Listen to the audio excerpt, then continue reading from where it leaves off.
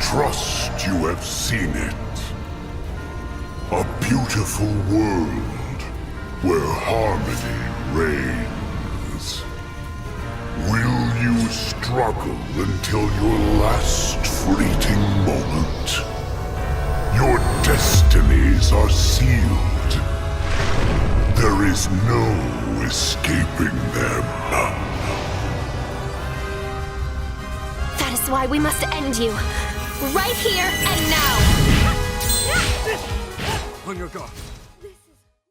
I thought I had Towa and the Guardians of the Sacred Tree figured out at a glance. It's an action roguelike with some Hades inspiration.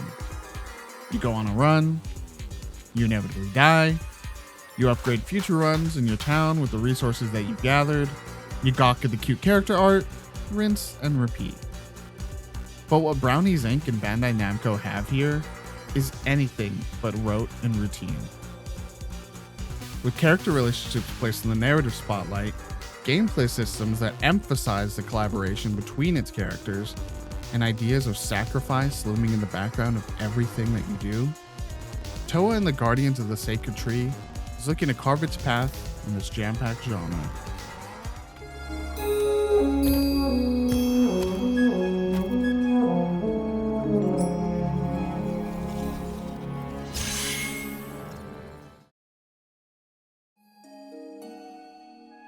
VGG was invited to be part of a digital preview event for Towa and the Guardians of the Sacred Tree, where we were given free reign of the game's first 4 hours. It offered a healthy sampler of the roguelite and a sense of how its many runs are going to shake out. In Towa and the Guardians of the Sacred Tree, a malevolent demonic force threatens reality.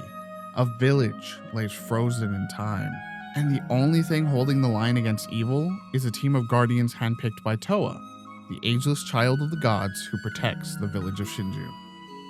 A failed attempt to seal away the evil Magatsu ends with Towa and her guardians separated. The 8 warriors are sent to the literal end of time, where they bear witness to a reality where evil has won. Towa, though, ends up protected by the gods, and finds herself assisting her guardians from afar. As they work to defeat demons and send mana back to Towa, she works to build up enough strength to finally put Magatsu away for good. If it sounds like a lot, it kinda is. There's one thing I'd say about the game's opening hour, it's that it can be a little overwhelming. Between the various mechanics that are slowly laid out and the 8 or 9 protagonists they introduce you to, each with their own stats and moves to consider, it can be a lot to take in all at once, especially in a time-limited situation, and especially from a lore lover's perspective. I couldn't just skip all the dialogue. Well, I'll be. Now this is a fine sword. But once you get going, Towa starts to show you what makes it really special. And we gotta say, this one's got the juice, gamers. This land will be your grave.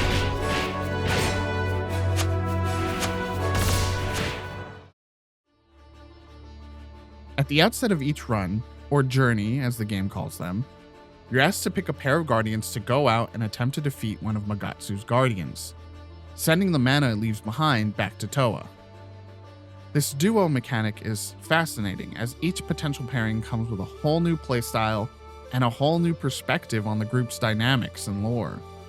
For your duo, you'll choose one to be the Tsurugi, your main attacker in each run, and the second will be the Kagura, a support character who casts spells.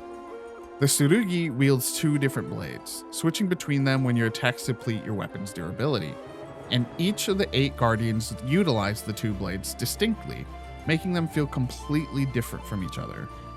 Nishiki, a giant buff fish man, glides across the arena with each slash, making him an easy pick to try and land backstabs for extra damage. Origami, notable for her origami clothing and penchant for pranking, has kind of a shotgun blast vibe.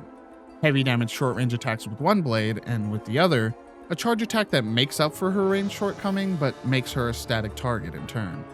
Mutsumi, a firecracker fox girl and sibling to the lovable Bampuku, has a more standard slash combo as her main attack, but with her second blade, she flies into the air and bombs down on enemies with a targeting reticle that you're able to aim while charging the attack. Every Guardian plays incredibly different from the last, making your duo decisions critical not only to your success in any given run, but also to your longevity, keeping your enjoyment up through the dozens of runs you'll endure across the game's main story. For your support character, the Kagura, your second choice isn't as groundbreaking, at least in the beginning. Most of the Guardians pull from a similar batch of spells, so you don't end up really feeling their diversity in the support role. It's more about the stat bonuses your Kagura may provide through the upgrades that you give them between runs. That and the bits of lore you'll uncover about the Guardians and their relationships when you pair them up and listen in on campfire discussions. Then if Rekka invites me over again, I shall clean up after her. What part of stop indulging her do you not understand?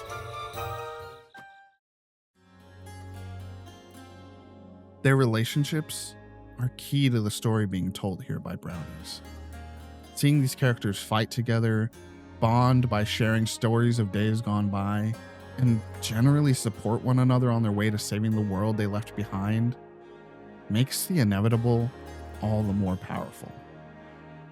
You see, at the end of every journey, when it comes time to send Towa the mana the Guardians earned by defeating a boss, they perform a sacred rite. And in that sacred rite, the Kagura is sacrificed.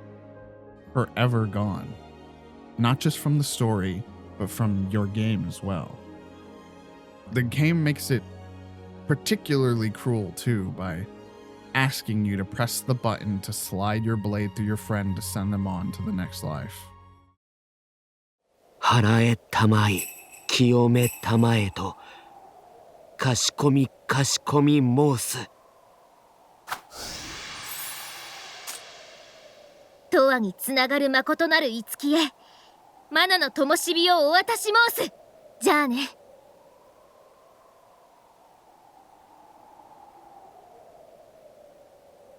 カンハブル。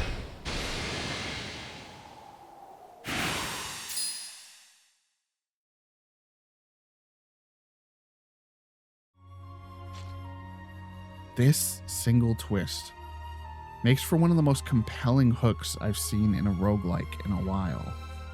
It's not just some gimmick, it's intertwined into every piece of the experience.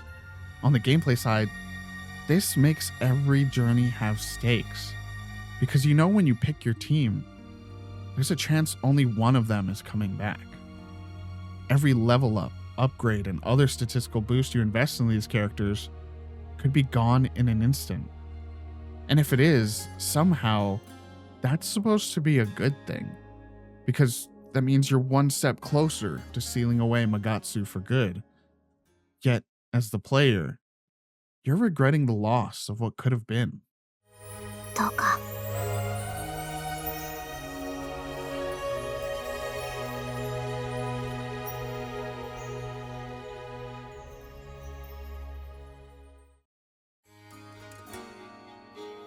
Even before you've had much of a chance to know these characters, you have to come to terms with potentially never learning their full stories. In my preview time, I beat the first journey's boss on my second attempt, and it immediately dawned on me that the character I brought with me was just going to be gone. A character with lines of dialogue brought to life brilliantly by the game's stellar voice cast that I'd never hear. A character with gameplay quirks I hadn't even explored because I'd mainly used them in support.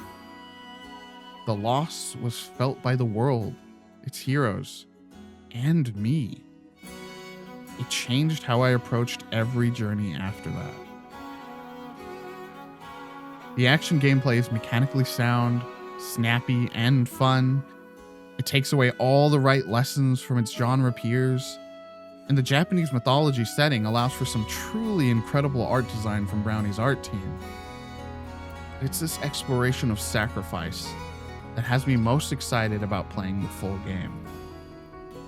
I might have to sacrifice my social life when it comes out, but it'll be worth it to see what Towa and the Guardians of the Sacred Tree has in store with its full release on September 18th on PS5, Xbox Series S and X, Nintendo Switch, and PC. We hope you enjoyed this preview, and if you want to learn more, Head to videogamesgood.com for our eventual full review and all the wonderful indie game reviews we have up on the site. Thank you for watching.